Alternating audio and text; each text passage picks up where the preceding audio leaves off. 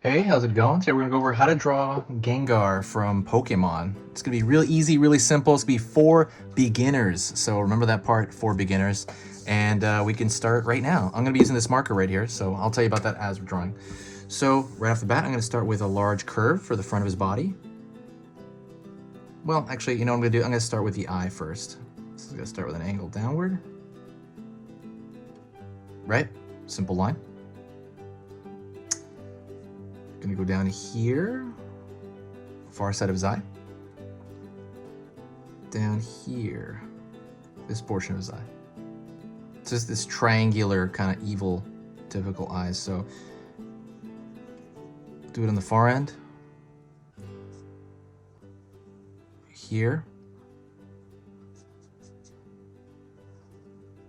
Down.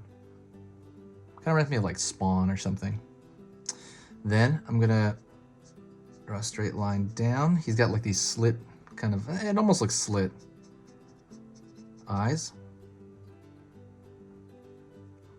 I'm gonna go over here for the mouth, pull across. And you can put it all the way on the far end if you want.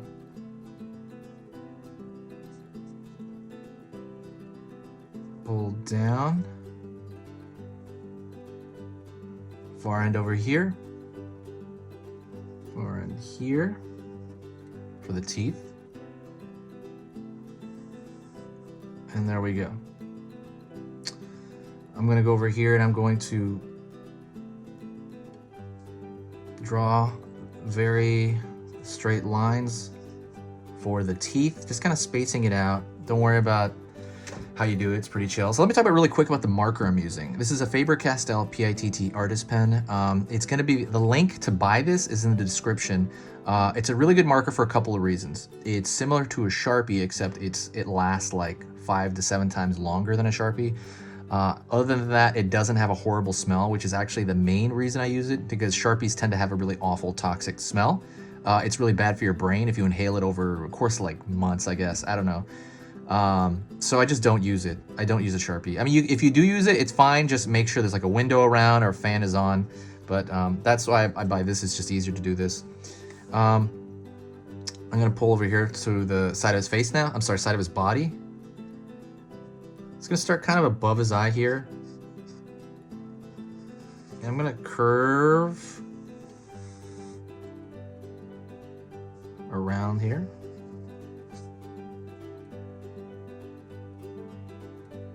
Go down to his foot.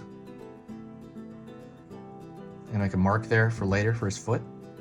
The first thing I do is I'm gonna go to the top of his head. So he has a bit of like, kind of like a horn thing going on.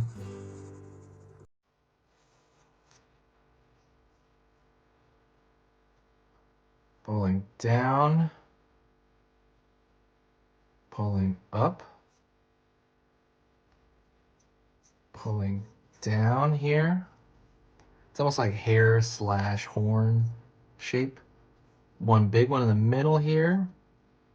And it's just triangles. All you're doing is stacking these triangles. Real easy. Smaller one here. And we have like another big one over here. Same, it's gonna be opposing that side here.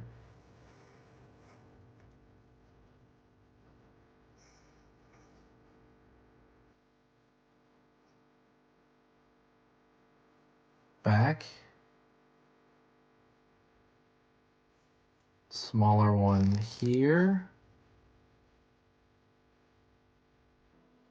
Larger one here. These are like in the back. It's kind of like a hedgehog thing going on.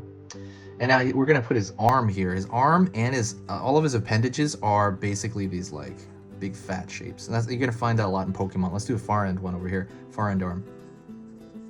They have this like big like drumstick thing going on. Now let's go at the end here. Put little nubs for hands. He has these 3 little spikes at the very end of his hand.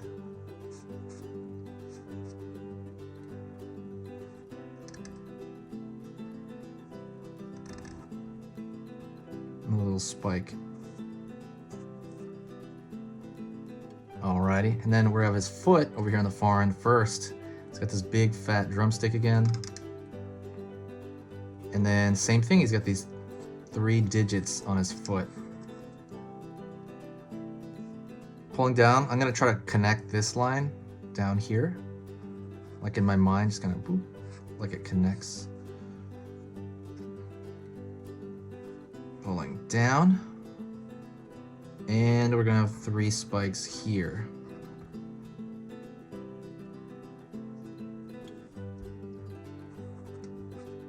Pulling down over here.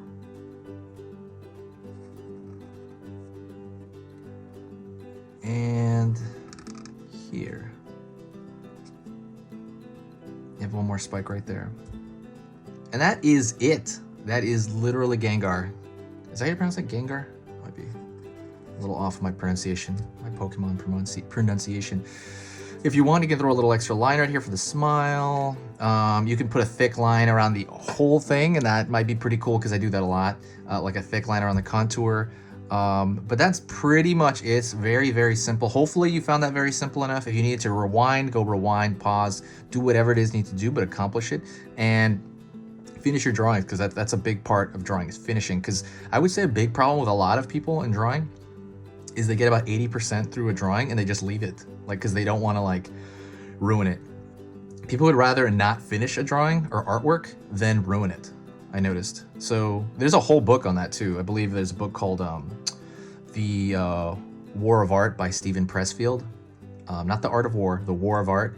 And he talks all about that. There's a free audio of it on YouTube. I would go check that out. I might even link it below if I have the chance to. The full book is over there. Go check that out. I'm not sponsored at all by him. I just think like the book's amazing because it literally talks about finishing your stuff. You know, where people, why do people quit when they get about 80%? I don't know.